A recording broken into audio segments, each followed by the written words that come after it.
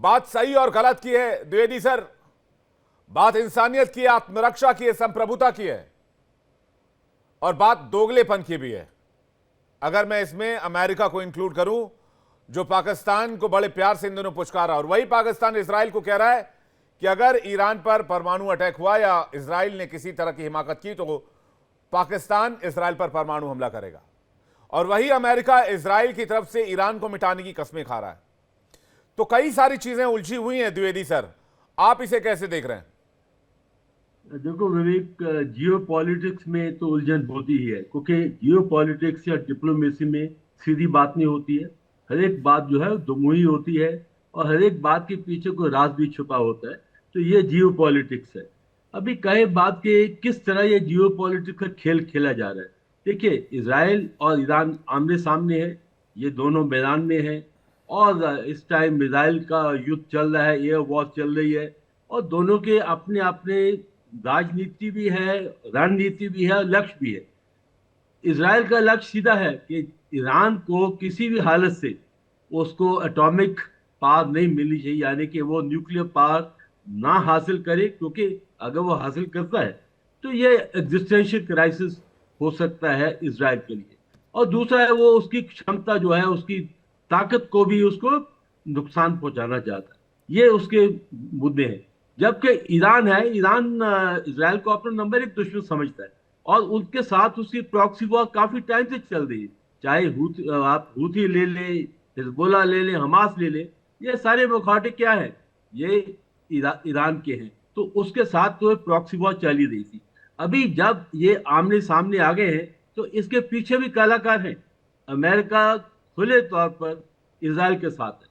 वो सपोर्ट ही नहीं कर रहा, बल्कि वो उसके मिसाइल की रोकने की भी पूरी उसकी मदद है, और उसके काफी युद्ध पोत जो है वो इस इलाके में है। दूसरी तरफ है चाइना, रशिया, वो इसके ईरान के पीछे है। तो यानी कि अभी जो विश्व है दो गुटों में बंटा हुआ है। एक जो इसराइल के पीछे यूरोप और अमेरिका है, दूसरा ईरान के पीछे चाइना, रशिया और टर्की और ऐसे देश है। और पाकिस्तान भी जो है, उसने खुलेआम बता दिया कि अगर किसी तरह से परमाणु हमला हुआ ईरान के ऊपर तो वो भी उस मैदान में आ जाएंगे। तो पॉइंट यह है कि हालांकि तनाव बना हुआ है, पर मेरे मुताबिक ये विश्व युद्ध नहीं होगा, ये रीजनल रहेगा। इसके जो जो भी इसके अपने एलाइज हैं वो मदद करेंगे, पर वो खुल के मैदान में नहीं आएंगे। और ये साफ जाहिर है कि कोई भी मुस्लिम देश ईरान के साथ नहीं आया। हाँ, वो बोलचाल में कह रहे हैं, अपने वक्तव्य दे रहे हैं, पर वो मैदान में नहीं आई। तो इसलिए ये युद्ध जो है अभी रुकने वाला नहीं है, क्योंकि जब तक इजराइल अपने लक्ष्य पूरे नहीं कर लेता तो वो भी नहीं हटेगा। और साथ ही साथ ईरान ने बोला है कि हम भी सीज फायर में नहीं आएंगे जब तक ये हमला हो रहा है। विवेक, दीदी सर, आपने बहुत अच्छी तरीके से समझाया और बहुत आसान शब्दों में समझाया। मैं बंसल सर के पास जा रहा हूं। बंसल सर, ऐतराज क्या है? अच्छा, परमाणु हथियार कोई ऐसा हथियार नहीं है कि बना लिया और फेंक कर मार दिया और किसी कंट्री को खत्म कर दिया। अगर परमाणु हथियारों की बात की जाए तो ये वेपन ऑफ डेटरेंस माना जाता है। आखिरी बार इस्तेमाल आखिरी बार और पहली बार और आखिरी बार कह लें, और इकलौती बार हिरोशिमा और नागासाकी पर इसका इस्तेमाल हुआ था। उसके बाद से किसी भी मुल्क ने इसके इस्तेमाल करने की हिमाकत दिखाई नहीं। आज के दौर में कई ऐसे देश हैं जिनके पास परमाणु हथियार हैं, इंक्लूडिंग पाकिस्तान, जो कि आए दिन धमकी देता है। भी उसने इसराइल को धमकी दे दी। ऑप सिंदूर के समय कहा था कि हमारे अगर इस युद्ध को नहीं रोका गया तो पूरी दुनिया को इसका दंश झेलना पड़ेगा, पूरी दुनिया को हम साफ कर देंगे। तो जब पाकिस्तान के पास हो सकता है तो ईरान के पास क्यों नहीं हो सकता? और अगर जब मैटर ऑफ डिटरेंस का ही है, उसे भी अपने वजूद की चिंता है, वो भी अपने वजूद की लड़ाई लड़ रहा है। गुड इवनिंग विवेक। गुड कौन इवनिंग सर। अपने वजूद, आपका कहने का मतलब यह है कि ईरान अपने वजूद की लड़ाई लड़ रहा है? ईरान कोई वजूद की लड़ाई नहीं लड़ रहा। आप देखिए कि ईरान के और इसराइल के बीच में 1500 से 2000 किलोमीटर तक का डिस्टेंस है, तो उनका लेना देना क्या है? उसने तो धर्म के नाम पे हूती, हिजबुल्लाह और हमास को खड़ा करके और इसराइल को ये बोलता है कि एग्जिस्टेंस कि उसको मिटा देंगे। तो ये तो एक बेतुकी या बहुत ही एक नाजायज बात है। अब आप ये बताइए कि जो कंट्रीज हैं इसराइल के पास जिनकी सीमा लगती है, जिसमें जॉर्डन, इजिप्ट, लेबनान, सीरिया, इनके साथ युद्ध भी हुआ और फिर मित्रता हो करके, संधि हो करके, लेकिन जो ईरान का बेसिक फंडा ही ये है। देखिए, आपने एक बहुत अच्छी शुरुआत की थी, बहुत मैं आपका आपने बहुत अच्छी रिसर्च किया है और मैं उसके बहुत कदर करता हूँ कि पहले दोनों देशों की मित्रता थी। मित्रता कब थी कि जब जो है ईरान के शाह का ये था। तो ये जो रिजीम बदली है और जो कट्टरवादी तक इस रिजीम आई है अभी इस्लामिक, उसकी वजह से सारी प्रॉब्लम हो रही है कि भाई हाँ हम जो है इसराइल को खत्म करके रहेंगे। अब इसराइल को खत्म करने के चक्कर में इसराइल को खत्म नहीं करने, आप ये बताइए जो हूती को पाला हुआ है इन्होंने, जो अरब ममालिक है, सऊदी अरबिया के ऊपर वो आक्रमण करता है। और ये जो एक सीटीबीटी और एनपीटी बनाई थी, सैंक्शन लगे सबके ऊपर में, जो सैंक्शन लगने के बाद में और जो ईरान जैसे देश जो पालता है हूती, हिजबुल्लाह और हमास को, वो एक टेररिस्ट ऑर्गेनाइजेशन है, उनके हाथ में अगर ये वेपन चलेगा तो पूरी वर्ल्ड में न्यूक्लियर टेररिस्ट हो जाएगा, ये न्यूक्लियर टेररिज्म फैला देंगे। तो आपने आपका जो क्वेश्चन है कि ईरान के पास क्यों नहीं है, जब एक गैर तो फिर जिम्मेदार सर, देश तो है। अगर मैं वाइस वर्सा देखूं तो फिर तो पाकिस्तान के लिए भी चिंता होनी चाहिए। वर्ल्ड हाँ कम्युनिटी, वो भी मैं अमेरिका और बताता यूरोप का हूँ। दोगलापन है, फिर पाकिस्तान के लिए क्यों कुछ नहीं बोलते हैं?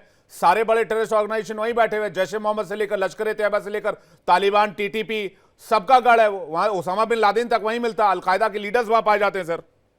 बिल्कुल ठीक कहा आपने। देखिए उसमें अभी जो इस समय जो ये हमने जब भारत ने अपने उनके ठिकानों को टेररिस्ट के किया था और फिर उनके 11 ध्वस्त किए थे हमने, उनके एयरबेस। तो उस समय कुछ ये था कि जो उनके कुछ न्यूक्लियर रेडिएशन की बात आई थी कि बोरोन आया इजिप्ट से और अमेरिका। तो अब ये कहा जो अफवाहें तो ऐसी भी हैं या न्यूज ऐसी भी हैं कि वो हथियार जो हैं वो अमेरिका के हैं, वो पाकिस्तान के है ही नहीं। तो अब जो है वो जब अगर ऐसी बात आ जाती है तो पाकिस्तान के ऊपर में भरोसा होगा अमेरिका को कि वो उनको कंट्रोल कर सकता है। नहीं तो अमेरिका जो है ऐसा होने भी नहीं देगा। और अमेरिका भी नहीं होने देगा। इंटरनेशनल एटॉमिक एनर्जी एजेंसी जो है डिन्यूक्लियराइज कर देगी, ले लेगी इससे पाकिस्तान से, जिस तरह के ये इस तरह स्टेटमेंट देते हैं। तो जो स्टेटमेंट देने होते हैं और जो कहना होता है और जो असली बात होती है, उसमें धरती आसमान का फर्क होता है। जो चीजें प्लान की जाती हैं, जो एक जो जिम्मेवार लोग जो किसी जो पॉलिसी प्लानर होते हैं, तो बात दूसरी होती है। तो रहा इस बात का, देखिए ये जो बिल्कुल इसमें अब जब खुलेआम ईरान ये कह रहा है कि हम इसराइल को खत्म कर देंगे, तो इसराइल को अपने खतरे को कैसे ले सकता है कि एग्जिस्टेंशियल थ्रेट तो इसराइल को है ही है। और कौन सा कंट्री है, कौन सा अरब ममालिक है जो इस चीज को चाहता है कि ईरान के पास में ऐसे हथियार होने चाहिए? कोई भी नहीं चाहता। अब जब नहीं चाहता तो ये ईरान की जो एक मानसिकता या जो वहाँ के कट्टरपन है उसकी वजह से सब कुछ हो रहा है। और उन्होंने कट्टरपन के चक्कर में जो 7 अक्टूबर को हमला कराया, अभी पूरा हमास को खत्म कर दिया है। 50 से 60 हजार जो है वो फलस्तीनी मारे गए हैं। और जो हूती को भी कमजोर कर दिया, हिजबुल्लाह खत्म कर दिया। अब ईरान भी, जो ईरान के इतने जितने भी थे, ये जब भी जी। जो कासिम सुलेमानी का कत्ल हुआ था उस समय लाल झंडा डाल दिया था उसके ऊपर में। क्या कर लिया इन्होंने? अभी भी इनके सारी जो लीडरशिप है, इतने आईआरजीसी के सारे जो सीनियर कमांडर मार दिए और 14 साइंटिस्ट मार दिए। तो क्या कर लेगा ईरान? हालांकि एक बात जरूर है, जो कि उनके 3 कंसर्न है जो इसराइल के। एक तो ये कंसर्न है कि न्यूक्लियर वेपन बना रहा है, दूसरा जो है बैलिस्टिक मिसाइल बना रहा है। तो बैलिस्टिक मिसाइल के जो अभी इन्होंने जो जखीरा रखा है 3-4 हजार का, अब वो जो छोड़े जा रहे हैं, तो उन्होंने इतना एक ध्वंस मचाया हुआ है। तेल अवीव ले लीजिए, हाइफा ले लीजिए, कि जिसकी वजह से ये सारा नहीं कुछ तो फिर इसके जो बाद ये इस बात की क्या गारंटी है सर कि ईरान का वजूद मिटाने के लिए और अपने ऊपर हमलों को रोकने के लिए इसराइल जो है वो न्यूक्लियर वेपन का इस्तेमाल नहीं करेगा? हो सकता है कोई टैक्टिकल न्यूक्लियर वेपन का इस्तेमाल कर दे जो बहुत लिमिटेड रेंज का हो।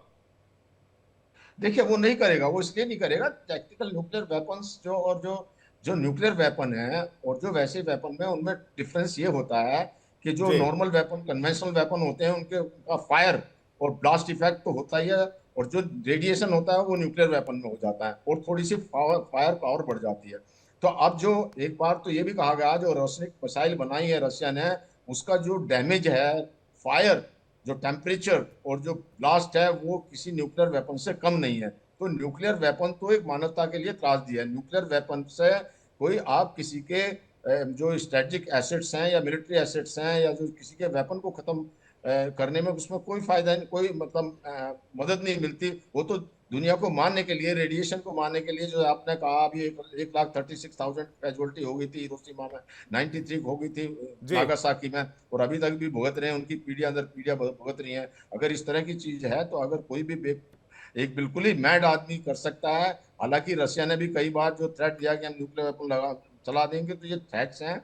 बाकी न्यूक्लियर वेपन का मतलब अगर किसी ने भी स्टार्ट किया तो वो सबसे पहले, और फिर जो कंट्री पास पास के होते हैं, और अगर न्यूक्लियर रेडिएशन जो है डिपेंडिंग ऑन एयर डायरेक्शन, जो हवा के बहाव की वजह से उनके कंट्री में आ जाएगी प्लूम, वो भी इफेक्टेड होंगे। तो ये इतना आसान नहीं है, ये तो एक लोगों ने हवा बना करके जिसका मर्जी है वो कह देता है, ये एक साइकोलॉजिकल जी। इफेक्ट है। अब जो साइकोलॉजिकल इफेक्ट, मैं बस एक बात और कहूंगा, जब ये न्यूक्लियर की बात हो रही थी तो जो बड़े बड़े लोग हैं, जैसे जो बिल गेट है, या जो वहाँ पे कई नेता हैं, उन्होंने एक अपना एक जो अंडरग्राउंड शेल्टर बनाने शुरू कर दिए थे कि हम अंडरग्राउंड शेल्टर जो बना लेते हैं किसी आइलैंड में जाकर